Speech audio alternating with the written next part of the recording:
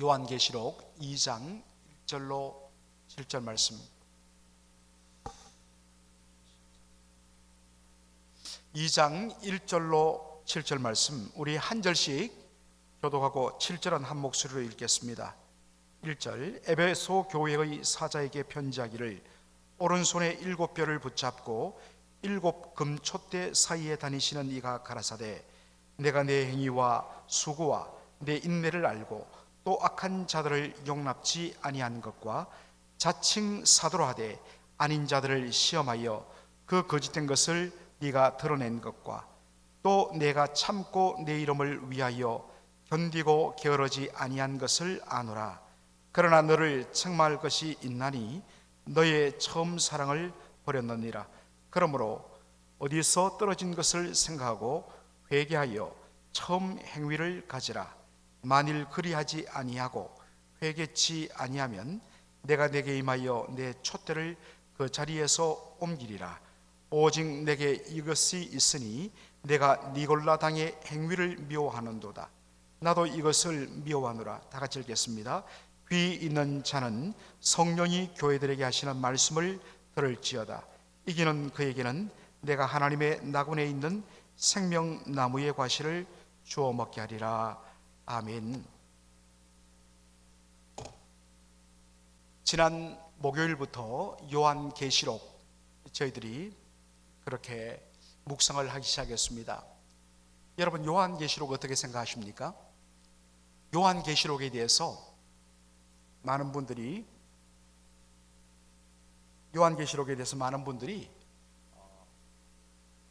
참 어떤 의미에서는 부담을 가집니다. 실질적으로 오늘 우리의 관점에서 요한계시록을 읽으면 이게 무슨 의미인지 잘 와닿지를 않습니다. 그리고 요한계시록에 대한 우리의 마음속에는 일종의 공포가 있습니다. 이 말씀 잘못 풀었다가 우리의 영혼이 망한다, 이단으로 빠진다. 그리고 요한계시록은 몇몇 그런 신령한 은사를 받은 사람만이 풀 수 있다. 이러한 잘못된 공포와 잘못된 그러한 생각들이 오고 오는 수백 년 동안 사람들의 마음속을 사로잡았습니다. 그런 사이에 이 요한계시록은 이단들이 마치 전매 특허를 낸 것처럼 자기들의 생각을 집어넣고 그것을 비유풀이, 짝풀이 이런 방식으로 이 요한계시록을 가지고 자기들을 합리화하는 도구로 사용했습니다. 여러분, 과연 요한계시록은 그렇게 완전히 비밀로 가득 찬, 결코 풀 수 없는 수수께끼 같은 그런 말씀일까 하는 것입니다. 그렇지 않다는 것. 요한계시록 1장 1절 여러분들 우리 한번 보죠. 1장 1절. 예수 그리스도의 계시라. 이는 하나님이 그에게 주사 반드시 속히 될 일을 그 종들에게 보이시려고 그 천사를 그 종 요한에게 보내어 지시하신 것이라 라고 되어 있죠. 첫 번째 뭐로 시작하죠? 예수 그리스도의 계시라. 목사님 보세요, 계시지 않습니까? 계시란 것은 여러분들 우리 마음속에 하늘로부터 어떤 특별한 사람만 받고 그리고 잘 드러나지 않고, 주로 계시란 것은 앞으로 되어질 일들, 그런 일들에 대한 어떤 아주 신비한 내용들, 그게 아닙니까? 그렇지 않다는 것입니다. 여러분들, 우리가 계시라 했을 때 이 계자는 열 계자입니다. 시자는 보일 시자입니다. 다시 말해서 계시란 것은 하나님께서 당신이 누구시며 우리를 향한 하나님 당신의 뜻이 무엇인지를 열어서 보여주어 보고 깨닫고 그것을 행하도록 하기 위한 수단이 뭐냐? 계시입니다. 그래서 계시는 하나님의 진리를 감추고 숨기려 하는 것이 아니라 오히려 드러내 보여서 모든 사람들이 알 수 있도록 하기 위한 것이 계시입니다. 물론 요한계시록은 바로 오늘 이 땅을 살아가는 우리의 관점으로 읽으면 대단히 이해하기 어렵습니다. 왜냐하면 이 요한계시록은 판타지, 묵시기법, 판타지 기법으로 그렇게 기록되었기 때문입니다. 여러분, 이상한 나라의 앨리스라든지 나니아 연대계라든지 갑자기 문을 열었든지 사자가 나타나서 말을 하고, 숲을 지났는데 갑자기 하늘이 열리면서 새들이 말을 하고, 그와 같은 판타지 기법으로 기록된 것이 요한계시록인데, 지금부터 2000년 전에는 이 판타지 문학 기법, 묵시 문학 기법이 사람들에게 너무나 자연스러웠습니다. 그래서 이 말씀을 2000년 전 사람들은 읽었을 때에 전혀 이해하는 데 어려움 없었는데, 시간이 지나면서 오늘 우리의 관점으로 읽으려고 하니까 굉장히 어려운 것이죠. 그럼에도 불구하고 이 요한계시록에 있는 수많은 표현들은 다들 구약성경, 특별히 에스겔서라든지 그리고 특별히 다니엘서, 이런 데서 많은 것들을 따옵니다. 그래서 구약성경에 대한 어느 정도의 지식이 있으면 요한계시록을 이해하는 데 어려움이 없습니다. 다시 말해서 요한계시록은 감추는 말씀이 아니라, 비밀의 말씀이 아니라 오히려 하나님께서 당신의 뜻을 밝히 드러내기 위하여 우리에게 보여주시는 말씀이다, 그렇게 이해하면 되겠습니다. 3절 한번 보시겠습니다. 3절 다 같이 읽죠. 시작.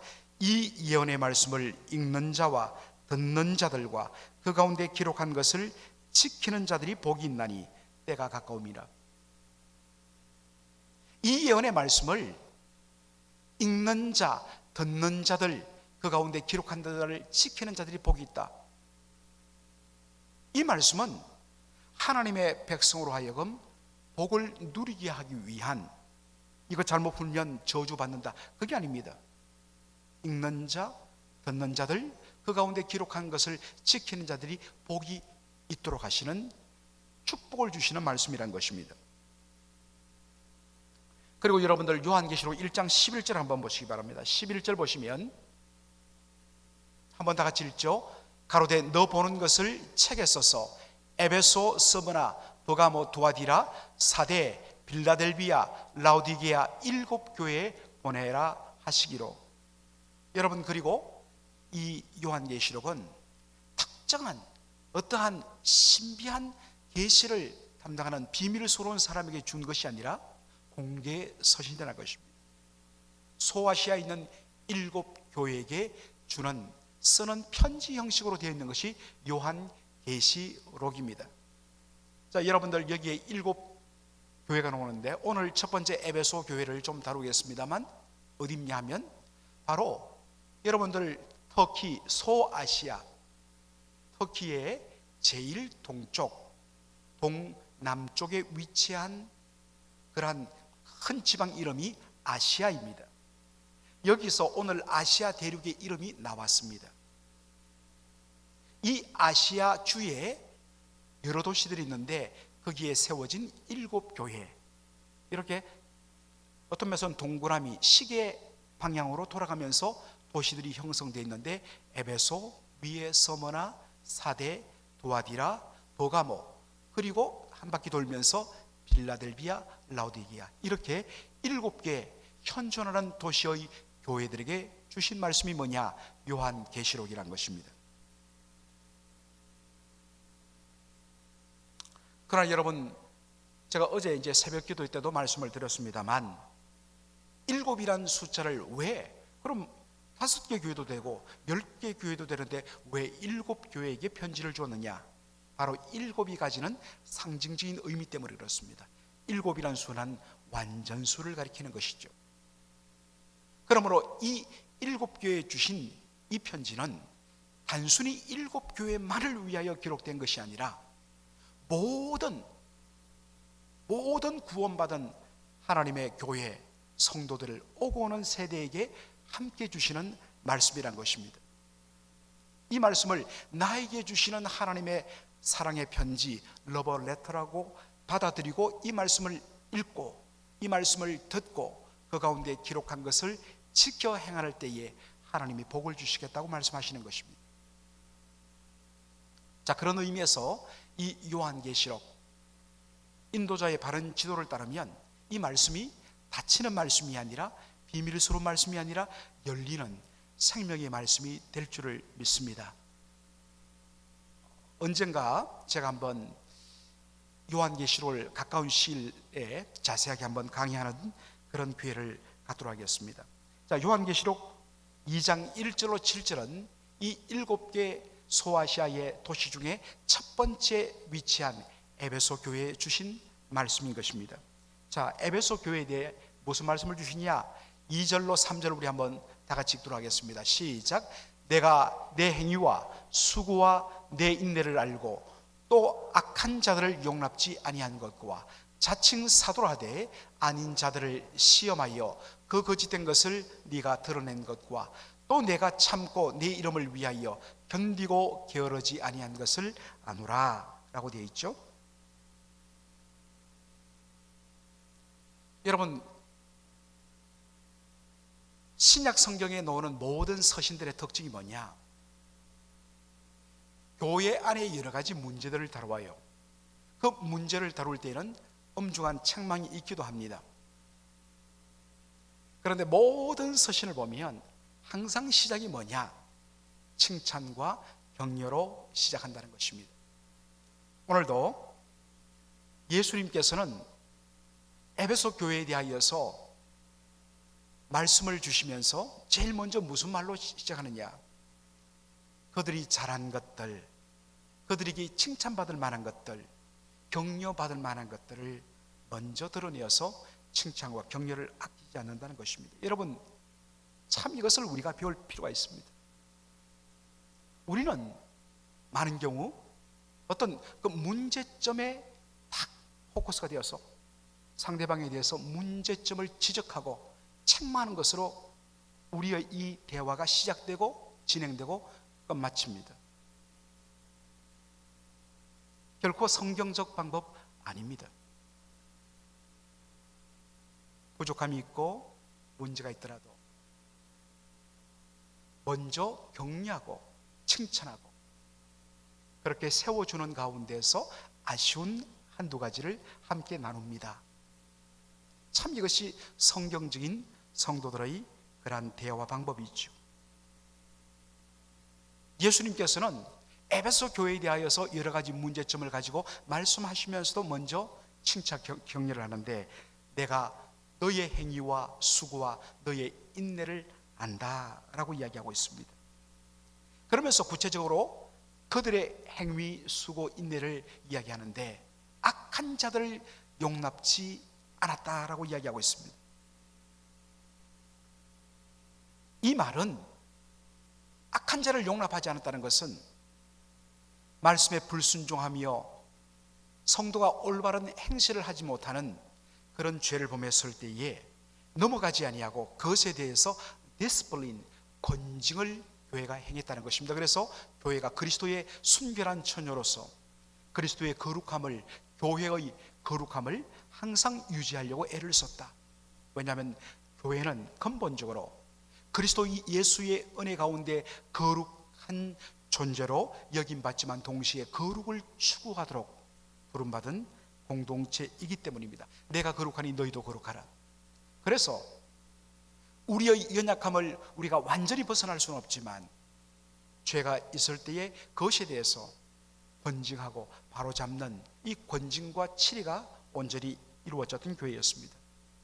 고린도전서 성경 공부를 계속 진행하고 있는데 반에서 고린도 교회는 그 가운데 이 세상에서 있을 수 없는 음행을, 입에 차마 올리기 힘든 음행을 행한 한 성도가 있었는데 그 성도를 권징하지 않고 그냥 용납해 갖고 세상으로 말미암아 교회가 손가락질을 받도록 만들었던 것을 보게 됩니다. 반면에 에베소 교회는 철두철미하게 말씀에 근거하여서 교회가 거룩을 추구하기 위해서 권징을 행했다는 것입니다. 또한 에베소 교회는 자칭 사도라 하되 아닌 자들을 테스트하여 시험하여서 그 거짓된 것을 드러내고 그러한 삶을 살았다는 것입니다. 여러분, 사도는 누구입니까? 사도는 보냄받았다는 의미를 갖고 있습니다. 보냄받았다는 것은 보냄, 바로 주체가 있을 것인데 누구에 의해서, 누가 보냈다는 것입니까? 우리 주님께서 보내셨다는 것입니다. 무엇하도록? 주님이 맡기신 복음의 진리들을 전하도록 보냄받은 자가 누구냐? 사도라는 것입니다. 그런데 오늘 보니까 이들은 자칭 사도입니다. 자칭 사도란 것은 스스로 내가 사도라고 일컫는 것입니다. 다른 말로 주님이 보낸 적이 없는 자들인데 자신을 그리스도의 의의 일꾼으로 딱 포장해서 나는 주님께 보냄받은 자다, 그렇게 말을 했다는 것입니다. 그 결과로 주님의 이름을 빙자해서 거짓 복음을 가르쳤던 것입니다. 에베소 교회는 사도 바울에 의해서 세워졌고, 그리고 사도 요한에 의해서 그렇게 지도를 받았던 교회이기 때문에 철두철미하게 말씀의 바른 진리에 서 있었습니다. 그래서 바른 복음의 진리를 그들이 딱 가지고 있으니까 그 바른 복음의 진리에 근거해서 그 가르침을 테스트, 옳고 그름을 구별할 수 있었고, 그 거짓된 것을 드러내어서 교회 안에 결코 잘못된 이단적인 가르침이 자리 잡지 못하도록 그렇게 만들었다는 것을 칭찬합니다.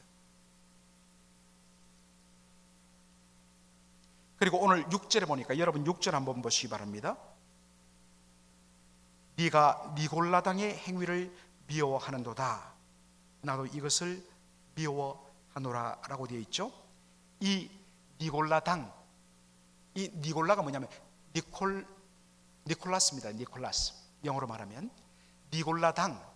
이에 대해서 자세한 설명이 없지만 여러분들 요한계시록 2장 여러분들 14절로 15절을 읽으면 니골라당이 무엇인지를 우리가 감을 잡을 수 있습니다. 한번 14절로 15절 저와 함께 읽죠. 시작. 그러나 내가 내게 두어 가지 책망할 것이 있나니 거기 내게 발람의 교훈을 지키는 자들이 있도다. 발람이 발락을 가르쳐 이스라엘 앞에 올무를 놓아 우상의 제물을 먹게 하였고 또 음행하게 하였느니라. 이와 같이 내게도 니골라당의 교훈을 지키는 자들이 있도다. 니골라당에 대해서 설명하면서 발람의 교훈을 지키는 자들이라고 이야기합니다. 여러분들 발람이란 인물 기억하십니까? 이 발람이 무슨 일을 벌이냐면 민수기 25장에 40년 광야 생활을 이제 끝낼 무렵에 모압 평지에 이르게 되었을 때 그 모압 여인들이 이스라엘 남자들을 유혹합니다. 성적으로 유혹해서 그들과 음란한 행위를 한 뒤에 그들의 신 바알세붑을 함께 우상 숭배하게 만들었다가 이스라엘 백성들이 하나님의 연병 심판을 받아 24,000명이 죽습니다. 한번 제가 설명했지만 그때 죽었던 24,000명의 다수가 어느 지파 사람들이라고 그랬지요? 시몬 지파라 했습니다. 왜냐하면 그 뒤에 인구조사가 나오는데 다른 지파는 전혀 차이가 없는데 시몬 지파만 거의 반토막이 났기 때문입니다. 어쨌든 이스라엘 백성들로 하여금 이 음란한 죄악에 빠지도록, 우상의 제물을 먹어 음란한 죄악에 빠지도록 만들었던 사람이 발람인데, 이 니골라당이란 것은 바로 그러한 가르침을 가르쳤던 것 같습니다. 예수 믿는 사람들 얼마든지 우상을 섬기고 얼마든지 어떤 면에서는 음란한 행위를 하여도 우리의 영혼의 구원에는 전혀 문제가 없다. 이러한 가르침들이 각 교회마다 퍼져나갔습니다. 그것이 자유다. 그럴 수 없다는 것입니다. 그래서 철두철미하게 니골라당의 거짓된 가르침을 용납지 않은 교회가 바로 에베소 교회였습니다. 말씀대로 살다가 혹독한 시험이 찾아왔고 환난이 찾아왔지만 주님의 이름을 위하여 끝까지 잘 참고 견디는 교회가 에베소 교회였습니다. 칭찬했습니다. 그런 후에 우리 주님께서 4절 보면 이렇게 말씀합니다. 다 같이 읽죠. 그러나 너를 책망할 것이 있나니 너의 처음 사랑을 버렸느니라 라고 되어 있습니다. 책망의 내용이 한마디로 무엇이죠? 처음 사랑. 그래서 어떤 분들은 첫사랑, first love, 첫사랑이라고 그렇게 말하기도 합니다. 처음 사랑 혹은 첫사랑. 여러분들, 이 첫사랑이란 말만 들어도 우리의 마음속에는 벌써 연세가 지긋한 분들도 그 소년 시절에, 청년 시절에 첫사랑을 떠올릴 때마다 우리의 마음속에 풋풋함이 찾아올 것입니다.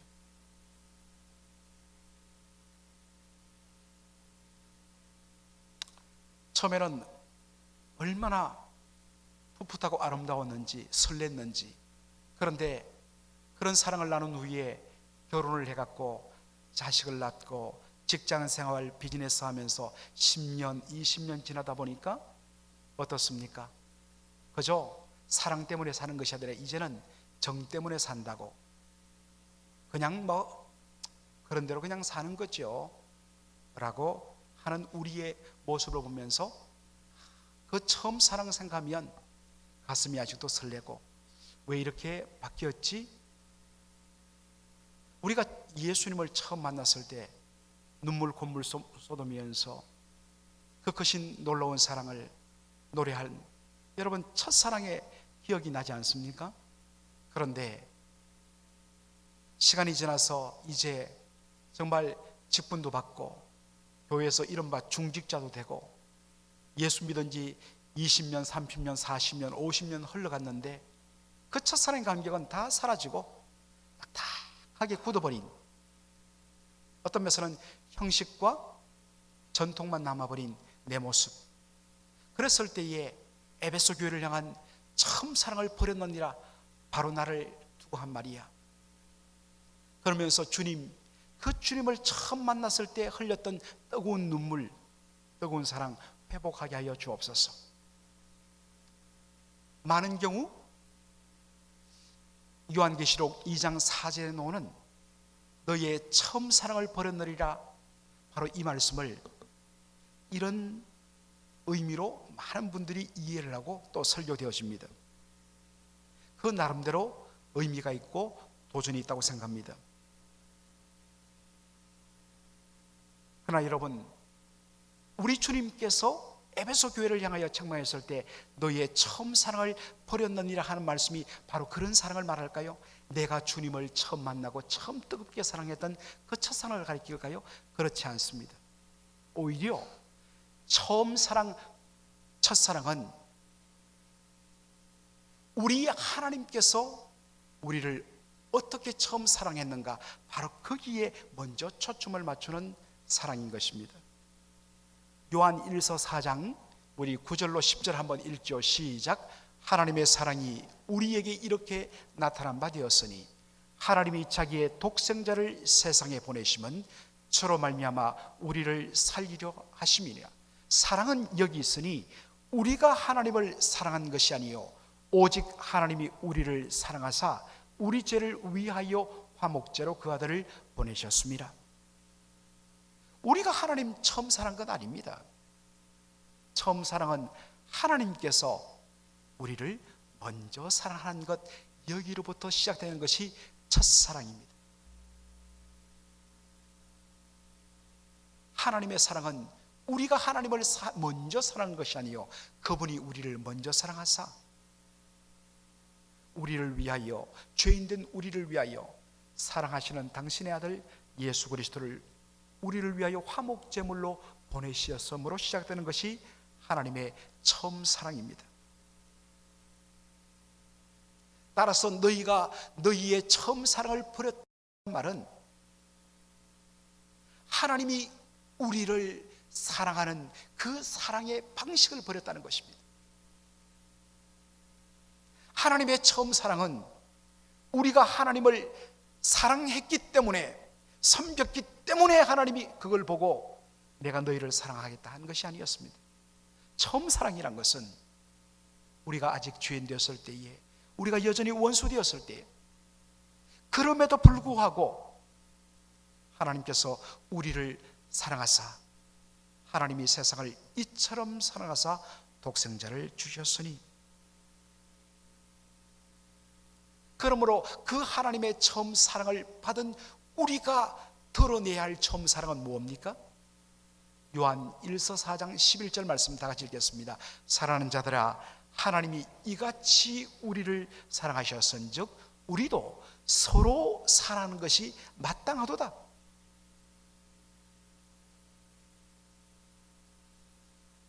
우리의 사랑의 마땅함은 뭐냐?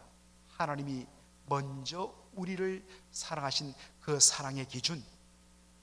네가 나를 사랑하면 나도 사랑하고, 네가 나를 사랑하지 않으면 나도 너를 사랑하지 않고 얼굴 보지 않겠어. 여러분, 이게 솔직히 말해서 오늘 우리 교회뿐만 아니라 사실 이 땅을 사랑하는 수많은 다수의 교회에서 나타난 모습이 아닐런지요. 그것은 세상 사랑입니다. 그것은 하나님이 보이신 처음 사랑이 아니란 것입니다. 예수님이 바로 그것을 에베소 교회에 지적합니다. 그런 사랑 누가 못합니까? 세리와 죄인들도 이방인들도 할 수 있는 사랑 아닙니까? 우리의 사랑의 바로 근거는, 출발점은 하나님이 우리에게 베푸신 사랑입니다. 거기로부터 처음 사랑이 무엇인지 드러났습니다. 그 하나님이 우리를 사랑하셔서 독생자를 먼저 보내주신 그 사랑에 근거하지 않는 사랑 아닙니다. 엄밀하게 말하면 자기 만족을 위한 사랑입니다. 너희가 처음 사랑을 버렸다. 여러분, 7교회 보낸 편지는 단순히 2000년 전 7교회만을 위하여 전한 편지가 아니라 오고 오는 모든 하나님의 교회, 그리스도의 예수의 몸된 교회, 그리고 구원받은 성도들에게 주신 사랑의 편지라고 그랬습니다. 오늘 우리 주님이 여러분에게 하시는 말씀, 얘야, 네가 첫사랑을 버렸다. 여러분, 한번 보십시오. 주님, 제가 사랑하고 싶은데도 저 사람이 그렇지 않으니까 못하는 거예요. 주님 말씀하십니다. 첫사랑을 버렸다. 주님 앞에 용납될 수 없습니다. 주님의 사랑의 기준은 하나님이 우리를 이같이 먼저 사랑한 같이 거기에 기준, 우리도 서로 사랑한 것이 마땅하다는 것입니다. 그러면서 예수님이 강력하게 요청합니다. 2장 5절 한번 우리 읽어보죠. 시작. 그러므로 어디서 떨어진 것을 생각하고 회개하여 처음 행위를 가지라. 만일 그리하지 아니하고 회개치 아니하면 내가 내게 임하여 네 촛대를 그 자리에서 옮기리라. 무서운 말씀이죠. 그 처음 사랑에 근거하여 사랑하지 않으면 촛대를 옮기겠다는 것입니다. 여러분, 교회를 촛대로 왜 묘사할까요? 7 촛대 사이를 거니시는 인자 같은 이로 예수님을 표현하는데 왜 교회를 7 촛대로 표현할까요? 여러분, 촛대는 무엇을 위하여 쓰임받는 도구입니까? 그 위에 초를 얹고 불을 붙여 어둠을 밝히기 위한 것이 촛대의 역할입니다. 왜 교회를, 왜 성도를 촛대로 비유하는가? 교회는 어두워진 세상을 향하여 빛을 발하도록 부름받은 공동체입니다. 그러면 그 교회가 발해야 할 빛은 무엇인가? 서로 이기적인 사랑으로, 자기중심적 사랑으로 그것을 이루기 위하여 심지어는 사람을 짓밟고 무시하는 것을 당연시하는 이 어둠의 세상에 향하여 하나님이 우리에게 베푸신 처음 사랑에 근거하여 용납하고 또 품어주고 끝까지 사랑하는 처음 사랑에 근거하여야 바로 빛을 발할 수 있는 것입니다. 이것을 통해서 우리를 있게 하신, 교회를 있게 하신, 성도를 있게 하신 바로 주님, 그분이 사랑이심을 요한일서 4장 8절에 하나님은 사랑이시라, 그것을 세상에 비칠 수 있는 것입니다. 그때 하나님의 영광이 드러납니다. 주님 말씀하십니다. 너희가 너희 사랑하는 자들만 사랑한다면 이방인보다 나은 것이 무엇이겠느냐. 주님의 강력한 경고의 말씀이 떨어지죠. 회개하지 아니하면 촛대를 옮기겠다. 다른 것으로 주님 촛대 옮기겠다고 하지 않습니다.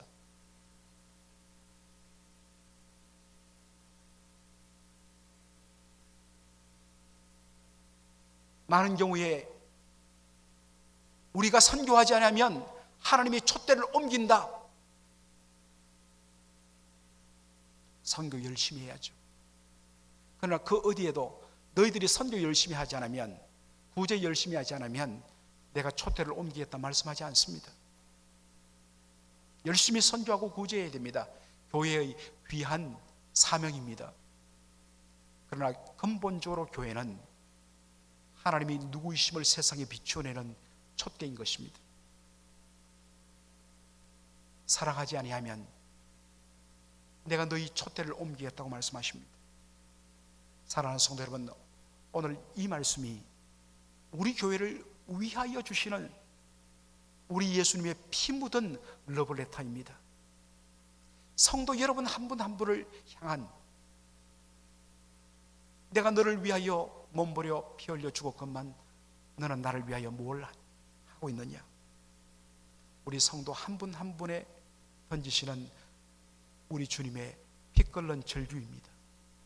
오늘 이 말씀 앞에 두렵고 떨림으로 나는 과연 처음 사랑을 간직하고 있는가, 버리지 않았는가.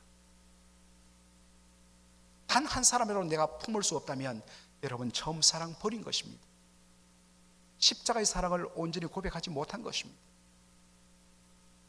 오늘 이 시간에 여러분 마음속에 걸리는 한 영혼이 있습니까? 주님 앞에 통곡해야 합니다. 회개해야 합니다. 회개란 돌아서는 것입니다.